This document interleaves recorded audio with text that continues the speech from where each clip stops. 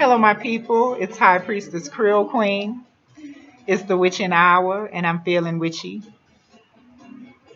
And today I'm going to talk to you a little bit about why I chose Ecuador, and also about grounding yourself and connecting with nature.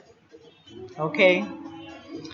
I had gone 3 months straight, just constantly working, constantly in my office every day, constantly talking to people, and not really getting much for myself, as far as being restored.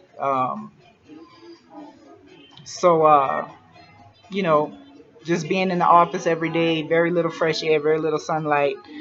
Now, I never said that I did not like sunlight at all. That is necessary. We do need the sun. But I like the night better. I like the moon. Okay. Um, but when I work so hard and I feel overwhelmed and I feel anxious, and it could get, you might feel a little sad and depressed after a while. And these feelings could get so strong, that you would feel like you want to give up on things that's important to you, things that you love, even people that you love, when you become so burned out. So I believe that it's very important to ground yourself with nature. We need rest after putting so much out, giving out so much to so many people, so much of our time and energy. Okay, and that's why I don't give free consultations anymore. I get between 50 and 60 emails a day. People just wanting to drain me of my energy and my time. Okay, and with no intention of giving anything back. They don't have any intention on paying me or anything. They just want to dump their problems. So I had to get rid of the free consultations, and I had to start charging. Okay. Um, so like I was saying, it's good to surround yourself with the elements and connect with nature. Because nature, it energizes you both psychologically and physically. And when we find a connection to the earth and with nature, we connect with something that's much larger than ourselves. We are part of the earth, and so our health is also dependent on the earth. Okay? And our health is dependent upon nature. Every time you take a breath of fresh air, every time you drink some clear, fresh water, some clean water, sit in front of the fire, or just absorb the rays from the sun, that natural sunlight is good, as well as the moon. The moonlight is good. You are in practice connecting with the earth and using it for, your own survival. Okay. Um, So there are a few reasons why I chose Ecuador, and one of those reasons is because the Andes is a very, very spiritual place. Let me let you just see the view behind me, and I hope you can see it because it's so beautiful out here. Can you see over me? Can you see that view? Can you see how beautiful that is? Right there, that lake right there, that is Lake Yawacocha, okay, out here in Ecuador. Um, yeah, so this is where I am. My home away from home, my getaway. Um, so yeah, out here it's a very spiritual place, very rich in shamanic traditions, and it's very tranquil. It's very peaceful out here in Ecuador. The soil here, the ground is indigenous, sacred ground. That's why it's very powerful, very, very powerful. It's very, very, very rich in culture here. It's the perfect place for attracting good things into your life, such as love, luck, money, blessing, protection, even justice. Okay? So it's the perfect place exploring traditional natural ways of healing and shamanism. And I love it out here. I really do. Um, the shamans here are called brujas or brujos. I also consider myself a natural shaman, a natural bruja, or a natural witch. Okay, that's what they call the shamans out here, witches. And most of them are male, but I have found a lot of female shamans. Actually, my supplier, the lady that I get my spiritual products from, she is a female shaman. Okay, and women, women, we are natural shamans. So that's pretty cool. Here in Ecuador, there's something called ayahuasca. Okay, and I'm going to show you what ayahuasca is. This is ayahuasca bark from this tree that they make the ayahuasca. It's a special brew, a psychedelic brew, a tea that the healers use here. And this sacred drink is this is a jungle vine actually. This is the bark of a jungle vine. Okay, and this is illegal in most countries. It's illegal. But ayahuasca is known to heal issues such as anxiety and depression. It is also good for people who suffer with terrible migraine headaches. Um, but this tea, it grounds you, it stabilizes your moods, your emotions, it helps you to think clearly. It has healed people mentally, psychologically. Um, yeah. Also, they use tobacco, the tobacco plant, for healing. Okay, and I have some tobacco right here. Okay.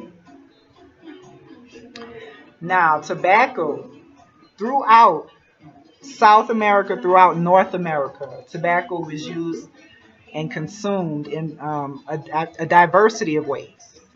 Okay, it was chewed, it was sniffed, it was smoked, eaten, juiced, you name it. They did. They smeared it over bodies. They used it as an ointment. They used it in eye drops. They use it for enemas. They also use it for its mystical properties. Tobacco has a connection to the spiritual world. It's purifying smoke. It's also blown over the fields before planting. It's offered to women before sex to increase chances of fertility. It is it was, back in the day, it was blown into the warriors' faces before battle. And it was offered to the gods as well as accepted from the gods as, as a gift. Okay. So, tobacco smoke was believed to carry blessings, protection, and most of all, purification. Okay. So the various purposes um, various purposes that they used it for includes earaches, for snake bites, for bee stings. It's good for bee stings, cuts and burns, respiratory diseases, fever, convulsions, nervous ailments, urinary urinary ailments, and skin diseases as well.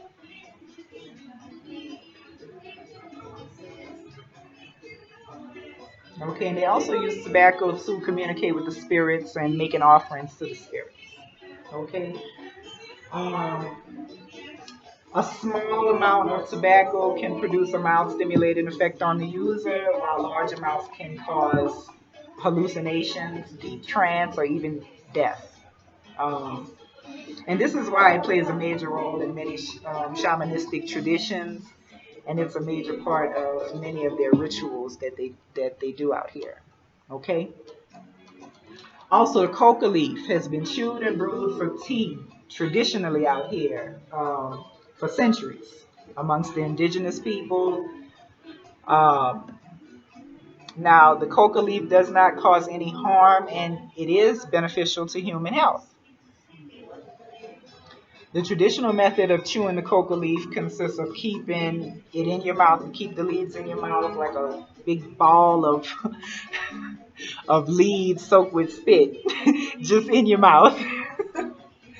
But what it does is when you have that along with the alkaline substance that assists in extracting the cocaine from the leaves, when chewed, the coca acts as a mild stimulant and it suppresses hunger, it suppresses thirst, pain, and fatigue. And it also helps with overcoming altitude sickness because out here we're at high altitude. And if you're not used to the altitude out here, it could be pretty hard to breathe until your body gets used to it, until your lungs get used to it. Um, yeah, so that's what they do out here. And I want to show you around out here. Um, this is my getaway, my home away from home, right here in Nevada, Ecuador. Here I'm always restored, mind, body, and spirit. Um, I'm going to show you around, and then I'm going to show you how I do an ancestor battle or a spirit battle. Okay?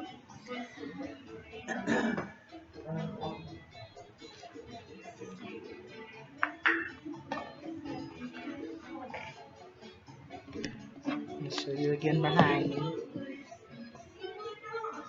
This is my view.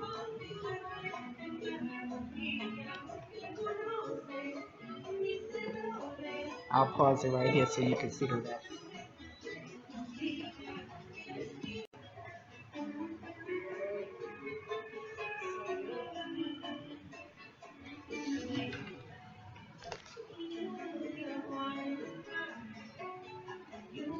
Surrounded by nature.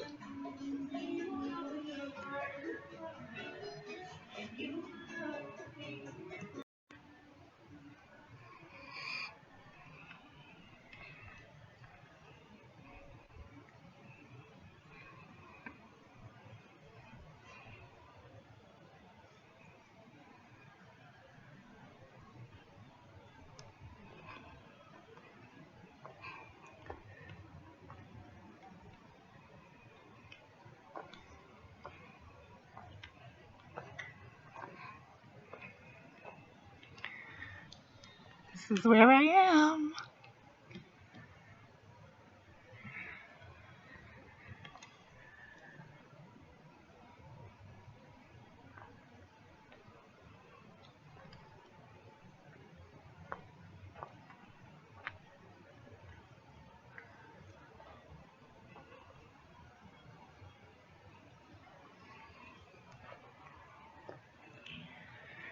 So I came out here to get grounded, connect with nature.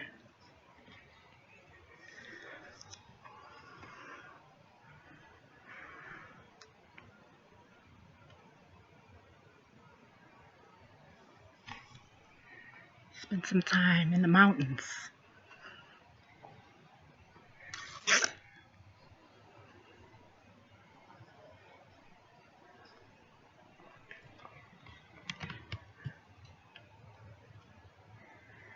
Tonight I'm going to do my ritual here. That's if you could be able to see it. Because it might be dark.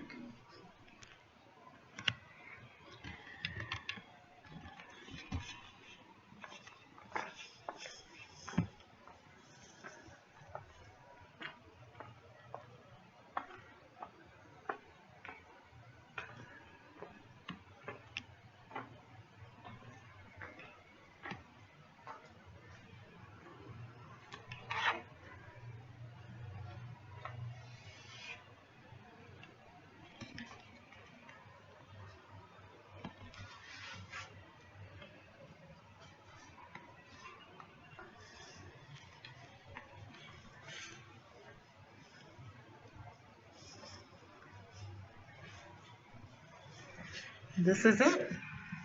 This is Ecuador.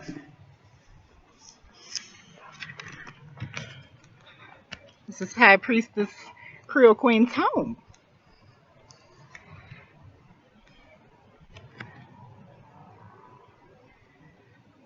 Well, where I live, not my home. You know where I'm from.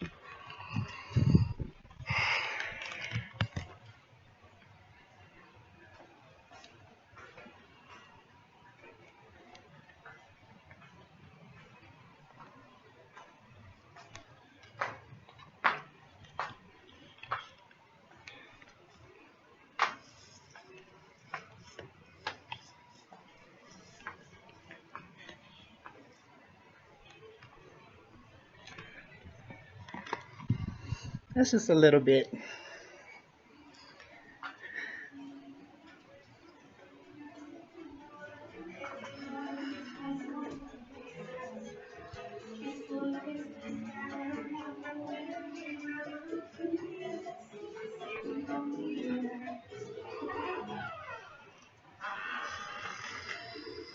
Thank you for watching.